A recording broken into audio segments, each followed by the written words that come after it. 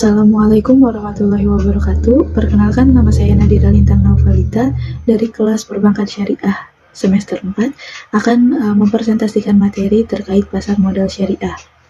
Langsung saja pada materinya. Yang pertama yaitu konsep pasar modal syariah. Jadi yang pertama yaitu definisi. Jadi definisi dari pasar modal syariah menurut Undang-Undang Nomor 8 Tahun 1995 yaitu kegiatan yang bersangkutan dengan penawaran umum dan perdagangan efek, perusahaan publik yang berkaitan dengan efek yang diterbitkannya, serta lembaga dan profesi yang berkaitan dengan efek. Jadi berdasarkan definisi tersebut, terminologi pasar modal syariah itu dapat diartikan sebagai kegiatan dalam pasar modal sebagaimana diatur dalam UU PM yang tidak melanggar atau bertentangan dengan prinsip syariah. Nah, itu diatur dalam Undang-Undang Nomor 8 Tahun 1995. Jadi BPOM LK itu sebagai salah satu regulator pasar modal di Indonesia punya peraturan khusus untuk pasar modal syariah, diantaranya yaitu Nomor 2 K1 tentang kriteria dan penerbitan daftar efek syariah nomor KEP 208 BL 2012. Lalu yang kedua yaitu peraturan nomor 9 A13 tentang penerbitan efek syariah nomor KEP 181 BL 2009, dan yang terakhir peraturan nomor 9 A14 tentang akad-akad yang digunakan dalam penerbitan efek syariah nomor KEP 430 BL 2012. Lalu sejarah pasar modal syariah di Indonesia itu dimulai dengan diterbitkannya Reksadana Syariah oleh PT Dana Reksa Investment Management pada 3 Juli 1997. Lalu Bursa Efek Indonesia itu bekerja sama dengan PT Dana Reksa Investment Management meluncurkan Jakarta Islamic Index pada tanggal 3 Juli tahun 2000 yang bertujuan untuk memandu para investor yang ingin menginvestasikan dananya secara syariah. Lalu pada tanggal 18 April 2001, DSN MUI itu mengeluarkan Fatwa nomor 20 DSN MUI nomor 4 2001 tentang pedoman pelaksanaan investasi untuk dana reksa syariah. Perkembangan institusional dimulai dari MOU antara BPOM dan DSN MUI pada tanggal 14 Maret 2003. Lalu selanjutnya yaitu hukum pasar modal syariah. Jadi di sini itu ada fatwa DSN nomor 40 garis miring DSN MUI garis miring 10 garis miring 2003. Yang pertama yaitu dalam Quran Surat An-Nisa ayat 29 yang berisi tentang, hai orang yang beriman, janganlah kamu saling memakan harta sesamamu dengan jalan yang batil, kecuali dengan jalan perdagangan yang berlaku dengan suka sama suka di antara kamu. Lalu yang kedua yaitu hadis Nabi yang diriwayatkan oleh Baihaqi dari Ibnu Umar, Rasulullah melarang jual beli yang mengandung gharar. Lalu yang ketiga kaidah fikih yang menjelaskan bahwa pada dasarnya segala bentuk muamalah boleh dilakukan sepanjang tidak ada dalil yang mengharamkannya.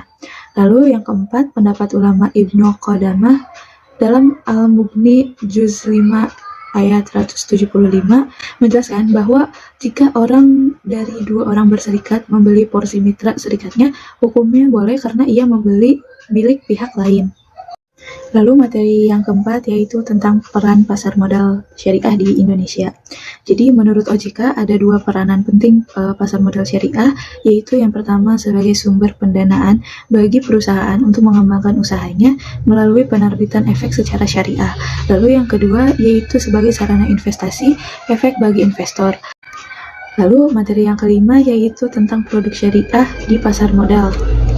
Saham syariah. Jadi saham itu merupakan surat berharga bukti penyertaan modal kepada perusahaan, dan dengan bukti penyertaan tersebut pemegang saham berhak untuk mendapatkan bagian dari usaha perusahaan tersebut.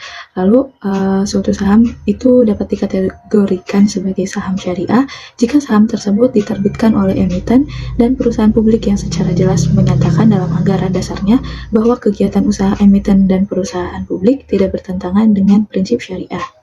Kemudian yang kedua yaitu sukuk. Jadi sukuk itu merupakan pengganti dari obligasi syariah. Secara terminologinya itu bentuk jamak dari kata sak dalam bahasa Arab yang berarti sertifikat atau bukti kepemilikan. Sementara itu menurut BPOM LK nomor 9A13 memberikan definisi kalau sukuk itu efek syariah berupa sertifikat dan bukti kepemilikan yang bernilai sama dan mewakili bagian yang tidak tertentu. Lalu ada karakteristik dari sukuk, yaitu setiap sukuk yang dikeluarkan atau diterbitkan harus mempunyai aset yang dijadikan dasar penerbitan.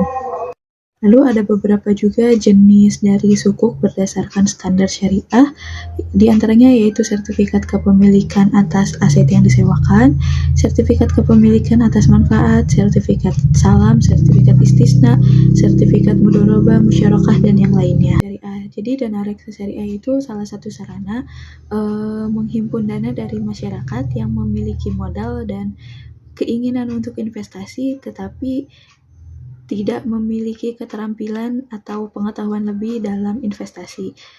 Yang keenam yaitu efek beragun aset syariah.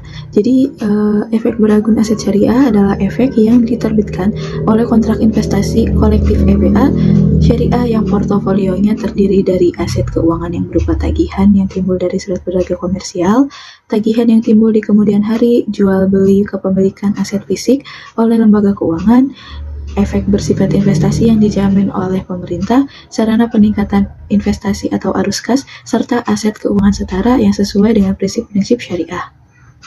Lalu selanjutnya itu ada prinsip-prinsip dalam pasar modal syariah. Yang pertama yaitu transaksi dilakukan atas harta yang memberi nilai manfaat dan menghindari setiap transaksi yang zolim. Yang kedua, uang sebagai alat pertukaran, bukan komoditas perdagangan, di mana fungsinya itu memang sebagai alat tukar dalam beli suatu barang. Lalu yang ketiga, setiap transaksi harus transparan, tidak boleh ada yang tutup-tutupi. Lalu resiko yang mungkin timbul itu harus dikelola sehingga tidak menimbulkan resiko yang lebih besar dari kemampuan penanggung resiko. Kemudian yang kelima yaitu dalam Islam setiap transaksi yang mengharapkan hasil harus bersedia bertanggung jawab. Dan yang terakhir, manajemen yang tidak mengandung unsur spekulasi dan menghormati hak asasi manusia. Jadi saran saya kepada teman-teman semua untuk mulai belajar menginvestasikan uangnya, karena investasi itu sangat bermanfaat untuk kita semua, dan semoga kita selalu dilimpahi rezeki yang berkah dan diberikan kesehatan selalu. Amin.